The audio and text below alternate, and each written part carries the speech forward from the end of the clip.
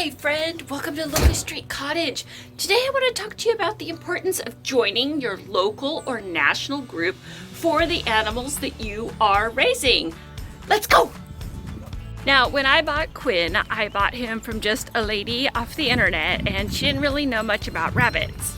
It wasn't until I went and got my 2 does that I started to be educated about rabbits and Harlequin rabbits in particular. Why are you in a box? That's not how that's supposed to be.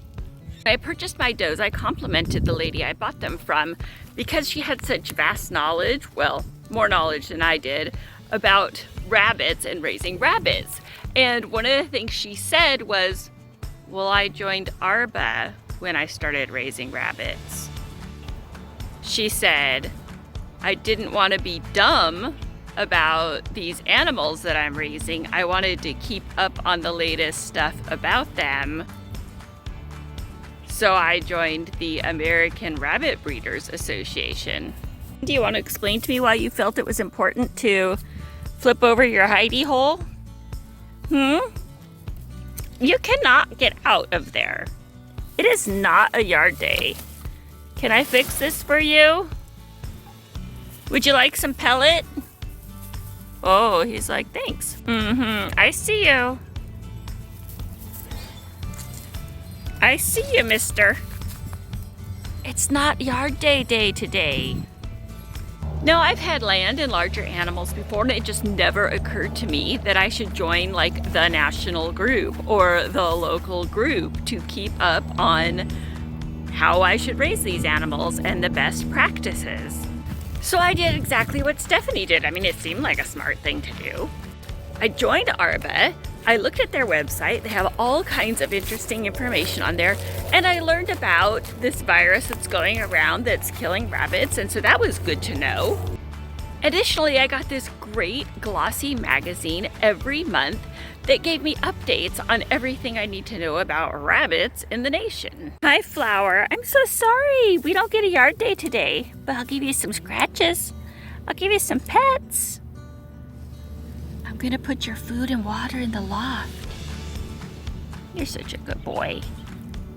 So I get this great magazine, and of course there's some stuff in there that I'm not interested in, like showing rabbits at shows. But I did find something that was interesting.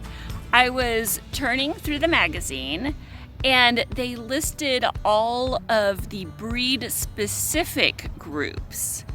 So I thought, well, that's interesting because I have Harlequin rabbits. I have Harlequin rabbits because I think they're very pretty. Not because they grow the biggest for meat, not because I plan on showing them, but because I really like the way they look. But it turns out there's a whole other club for Harlequin rabbits alone. And I went to their website and looked at their stuff and found out that there are, breed-specific things that I could be looking for in my rabbit.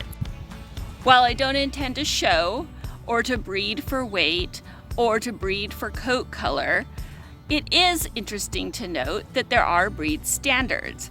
So if I happen to get a kit that meets those standards, that's notable. And maybe I should keep that rabbit to breed back and hopefully create more rabbits that are fitting to the breed standard.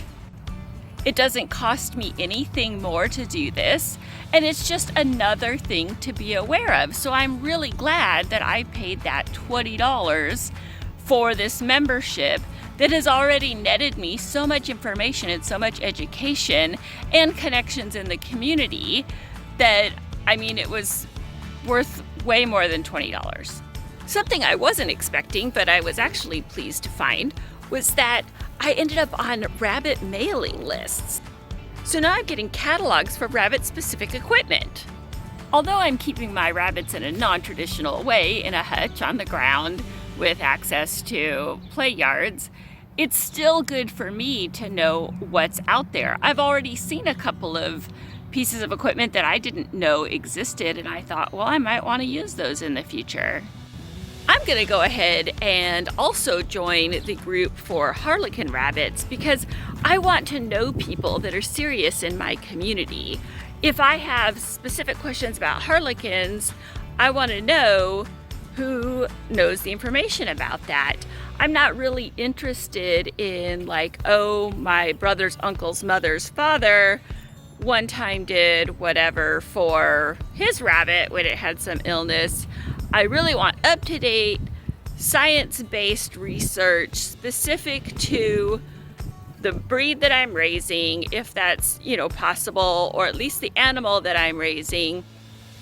And I can get that by starting with joining the national group that is specific to the animal that I'm raising. Hi, Calico. I'm sorry.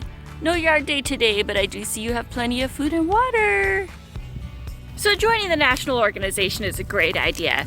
Figure out what your centerpiece is for your farm. This is what Justin Rhodes said, and this is advice I took to heart. Focus on one animal. Do it the best way possible.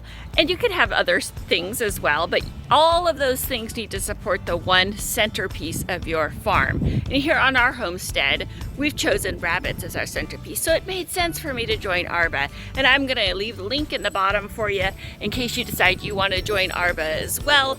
If you are raising some other animal and you're passionate about goats, absolutely join whatever group they have. Anyways, if you liked what you saw, you could subscribe right there. Watch more bunny videos right there. Bye, thanks for joining us.